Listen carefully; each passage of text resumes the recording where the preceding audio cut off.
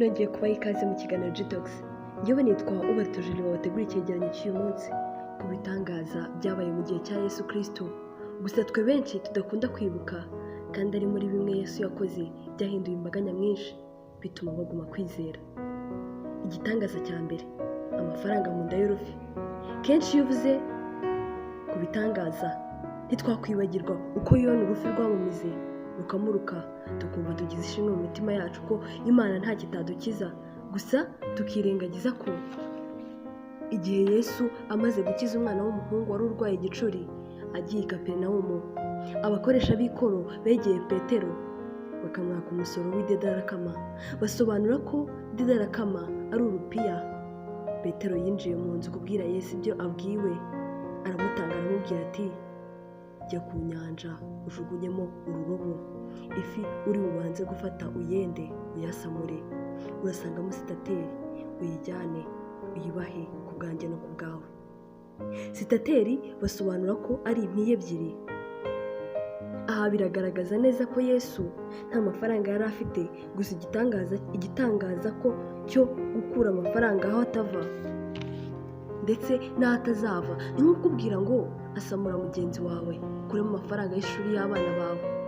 Iki gitangaza nubwo bakerekanye uko abakoresha b'ikoro babyakiriye, ariko ntibitwongera kwizera umwami ko akora ibyo tutatekereza.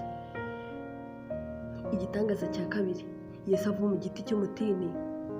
Yesu ibitangaza byinshi yakoze birimo kurema, gukiza indwara, gukiza abadayimoni no gutubura imigati y'abamukurikiraga. Gusa muri Mariko 11 hatubwira igitangaza gikomeye Yesu yakoze cyo gusenya, aho yavumye igiti cyitwa umutini ubwo bwari bukeye bari kuva i Betaniya, aho bari baraye n'abigishwa be. Bari mu nzira, Yesu arasonza, arebye abona umutini, arawegera ngo arebe ko yakuraho urubuto, asanga nta rubuto rwigezeho kandi yabonaga ibibabi bitoshye. Avuga aya magambo ati, umuntu ntakarye ku mbuto zawe iteka ryose.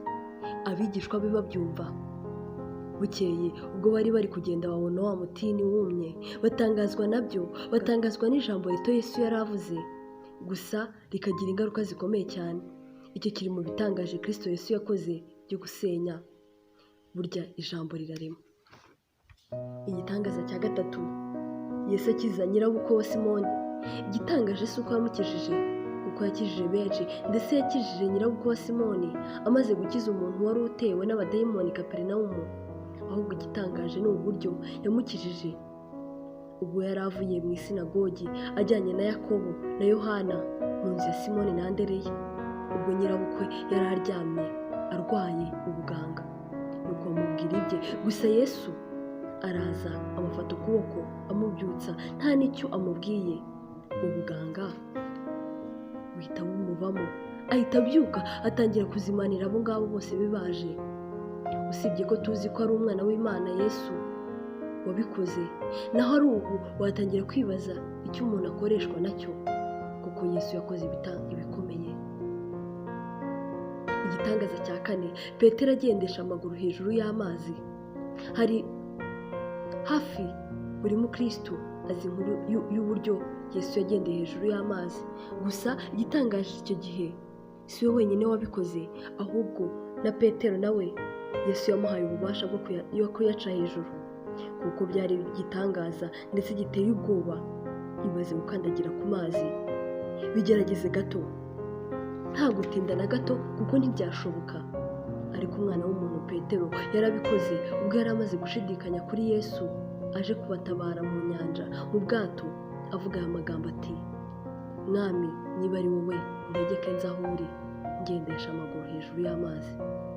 Yesu aramusubiza ati, ngwino.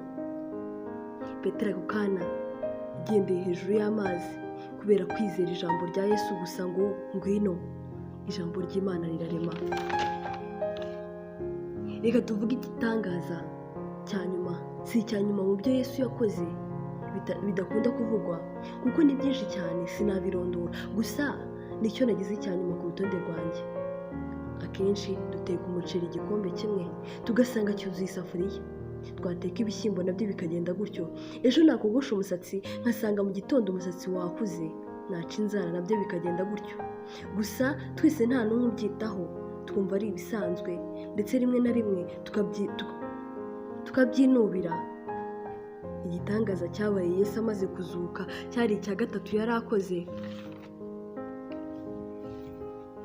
ubwo Simoni Petero n'abandi bigishwa ba Yesu bari bakesheje ijoro baroba, ari ntacyo bafashe ku nyanja ya Tiberiya. Gusa Yesu ahageze avuga mu magambo ye ati, mujugunye urushundura iburyo bw'ubwato murafata. Ako kanya bafashe ifi nyinshi ku buryo urushundura rutigeze runacika. Bose imitima ikomeza kwizera umwami Yesu. Ibitangaza si ibyo kudutangaza, ahubwo ibitangaza ni ibidufasha kwizera. Ngusabiye kwizera nanjye mbyisabira. Yari Ubarutejuru wabateguriye icyegeranyo.